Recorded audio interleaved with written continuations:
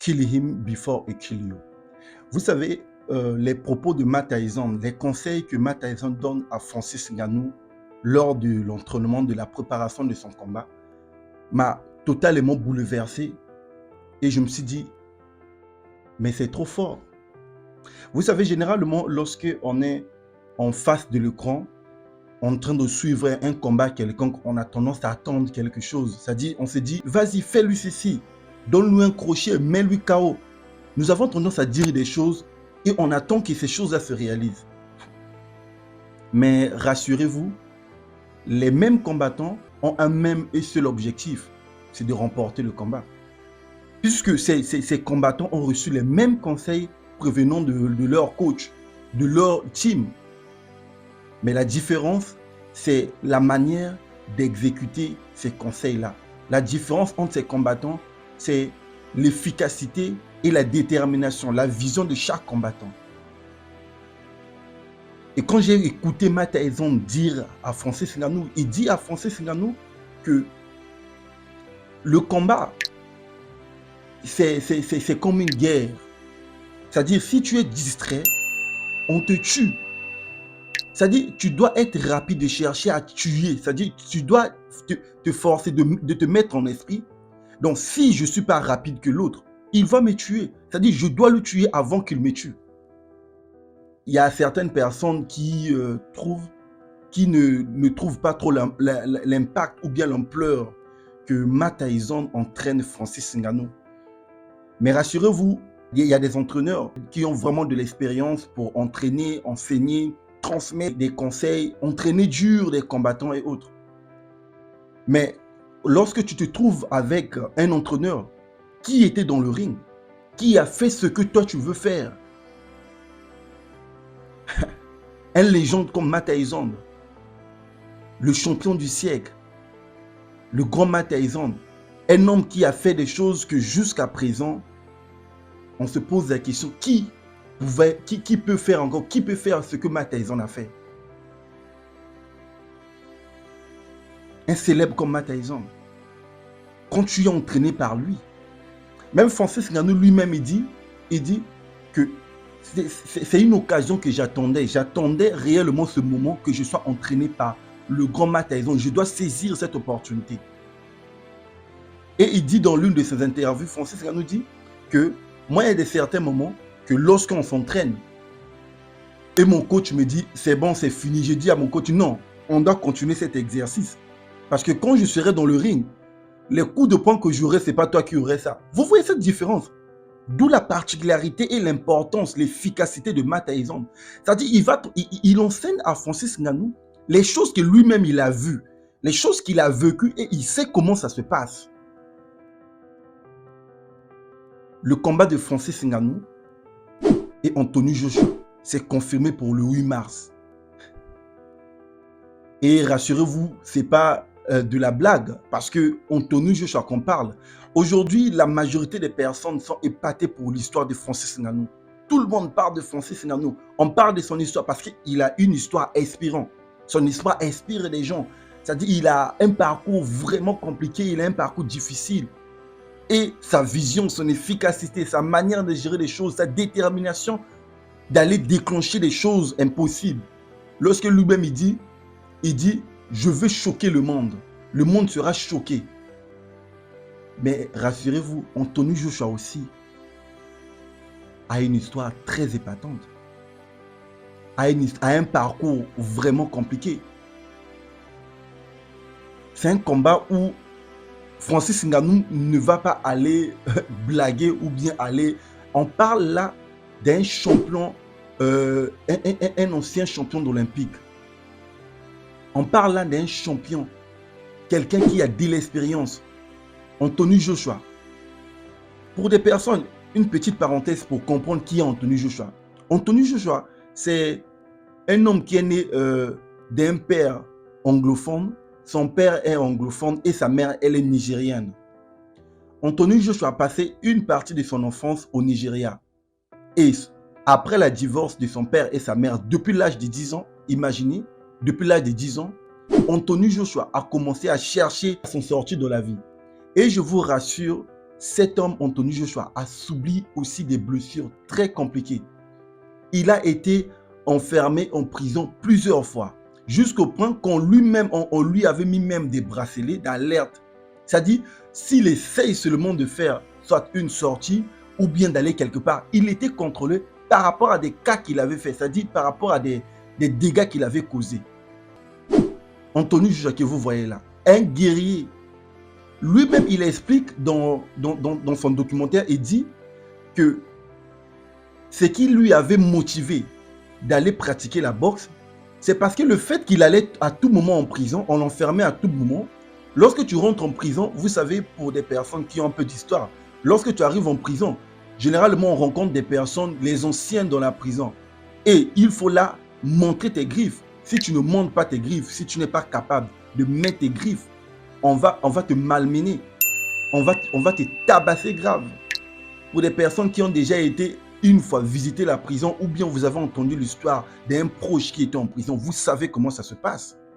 On va te tabasser quand tu es nouveau. Et il dit, j'ai commencé à bosser dur. J'ai commencé à pratiquer la boxe parce que je me disais que lorsqu'on va m'enfermer, j'irai en prison pour ne pas être tabassé, pour ne pas qu'on puisse se malmener, que je sois capable de me défendre. Parce que même dans la prison, c'est un système des équipes, un système des clans qui existe dans la prison. Imaginez déjà sa vision. Depuis l'âge de 12 ans, il a commencé déjà à pratiquer le sport, à pratiquer la boxe. Une telle genre de détermination que Anthony Joshua aussi a. Et là, on parle de la confrontation des deux personnes, des deux personnalités déterminées avec une vision vraiment structurée. C'est-à-dire, moi je trouve que Francis Ngannou a fait un très bon combat contre le Gypsy King Tyson Fury. D'après Frank Warren, Francis Ngannou n'est pas un boxeur, c'est-à-dire on considère Francis Ngannou comme étant un amateur de la boxe anglaise. Donc d'où il y a eu plusieurs murmures dans ce sens-là qui a fait que Francis Ngannou qu'on ne donne pas Francis Ngannou la victoire contre Tyson Fury, puisque quand on essaie d'examiner le combat jusqu'en ce moment, ça reste les combats les plus contestés, puisque personne ne croit à la victoire de Tyson Fury. Même les Conor McGregor, plusieurs combattants ont parlé dans ce sens-là que Francis Ngannou a été dupé. Parce que Francis Ngannou, la manière dont il avait choqué et surpris le monde dans son entraînement, et aussi la manière dont il avait mis en pratique dans la réalité, dans le ring contre Tyson Fury, tout le monde attendait les verdicts que Francis Ngannou avait remporté le combat. Mais vous savez, il y a beaucoup de choses qu'on ignore. Il y a plusieurs choses qu'on ignore dans les réalités du combat. Pour ce combat, si Francis Ngannou avait remporté le combat contre Tyson Fury, le combat de Tyson Fury, qui aura lieu déjà le 17 février, n'aurait pas pu lieu. Puisque je vous rappelle que normalement, Tyson Fury devait combattre contre Oleksandr Usyk depuis l'année passée, le 23 décembre. Et le combat a été reporté après le combat de Tyson Fury contre Francis Ngannou. C'est-à-dire, Tyson Fury n'était plus capable de combattre contre Oleksandr Usyk le 23 décembre 2023 de l'année passée, puisque après les blessures que Tyson Fury avait eues après ce combat, il n'était plus en mesure de combattre contre Oleksandr Usyk, d'où le combat a été reporté pour cette année 2001, le 17 février de cette année 2024. On essaie de voir, on essaie de constater la vision de cette personne, la détermination d'aller faire l'impossible. Et aujourd'hui, il décide de choquer le monde. Il dit qu'il va choquer le monde. Parce que personne n'a fait ça. Parce que Francis Ngannou n'a pas le même niveau d'expérience, que ce soit dans le ring. Parce que là, il va passer son deuxième combat avec Anthony Joshua. Le combat a été officialisé le 8 mars. Et dans son parcours, essayez de voir dans son parcours, il va confronter seulement des légendes. Anthony Joshua, c'est une légende. C'est une légende. Quelqu'un qui a fait un très bon combat contre Alexandre Usyk, malgré il a été vaincu par Alexandre Usyk par décision. Mais pour les personnes qui ont suivi ce combat, je pense que vous avez constaté la performance de ce combattant Anthony Joshua. Mais la particularité de Francis Ngannou, c'est sa vision, sa détermination. On est en face d'une personne qui sait ce qu'il veut. N'hésitez pas de me dire juste au niveau des commentaires, selon vous, comment vous analysez ce combat? Que pensez-vous dans ce combat? Est-ce que vous pensez que Francis Ngannou sera à la hauteur de battre Anthony Joshua? Puisque c'est dans quelques mois là, le combat.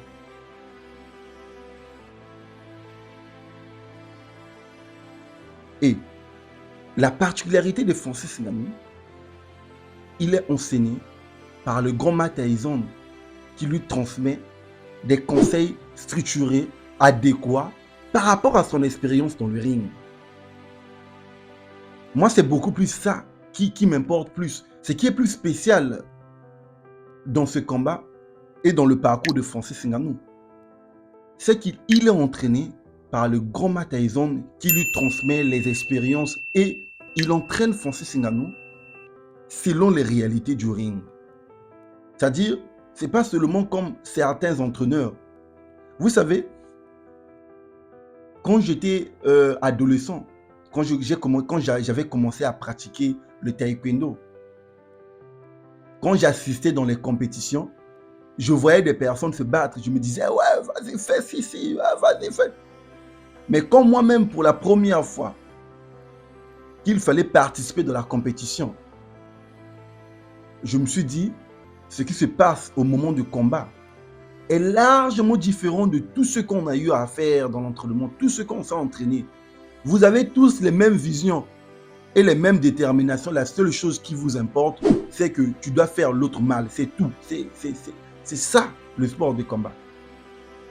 Même Didier Drogba dit que avant de commencer le match, on prend du temps de s'entraîner et tout. Mais lorsqu'il s'agit des tirs au but, on s'entraîne aussi de faire des tirs au but, on s'entraîne de beaucoup de stratégies. Mais lorsqu'il s'agit des moments de match, les réalités sont totalement différentes.